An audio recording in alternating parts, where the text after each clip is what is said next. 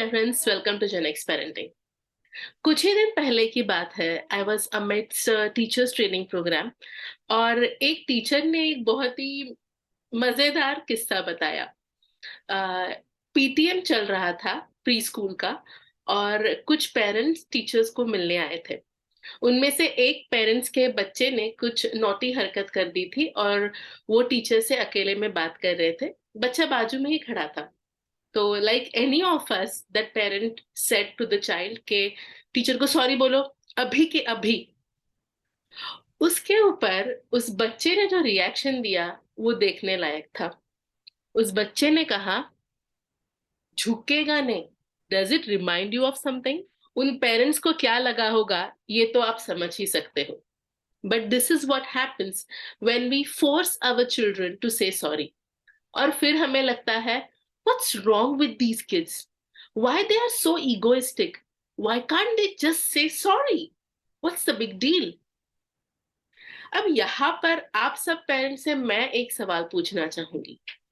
Parents, sorry कह देना काफी है, स्पेशली जब उस वर्ड का कोई मीनिंग ही ना बनता हो?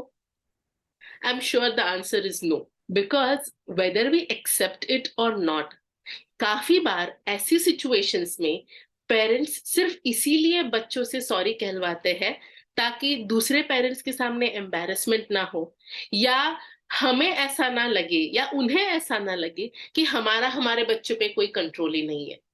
सो more than being apologetic, more than being sorry, it's all about saving our skin in front of others. तो फिर क्या करें? बिकॉज बच्चों को इस प्रोसेस के थ्रू गुजरना बहुत जरूरी है कि जब वो कोई गलती करते हैं तब उन्हें उसे एक्सेप्ट कर लेना चाहिए और उसके लिए माफी मांगनी चाहिए। So there are 3 things which you can do about it. First thing, as usual, demonstrating. बच्चों को हमारे बिहेवियर के थ्रू ये दिखलाना बहुत जरूरी है कि जब कोई गलती करता है तो क्या होता है।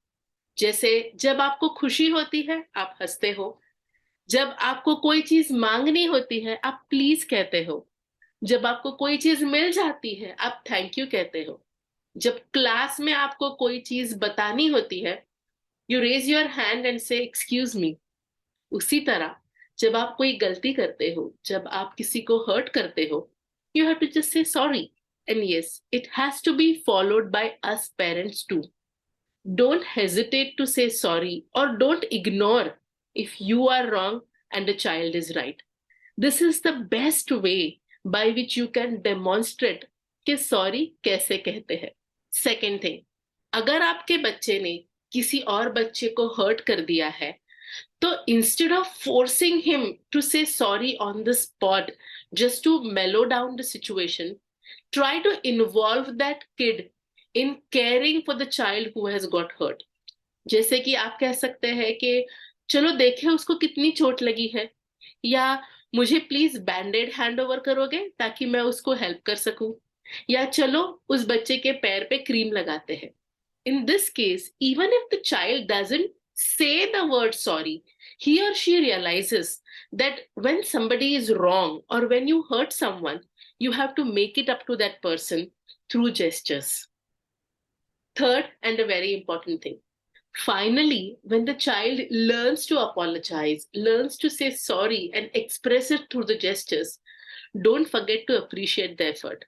It is important to convey that I am so glad that you are so sensitive. मुझे खुशी है कि तुमने किसी और के बारे में सोचा, and I am very proud of you. But again, always remember, it takes time for a child to learn these gestures. उसे वो वक्त देना, उसके साथ पेशेंट रहना, ये हमारा काम है. And keep demonstrating. So, how did you like this video? Do share with us in the comment section.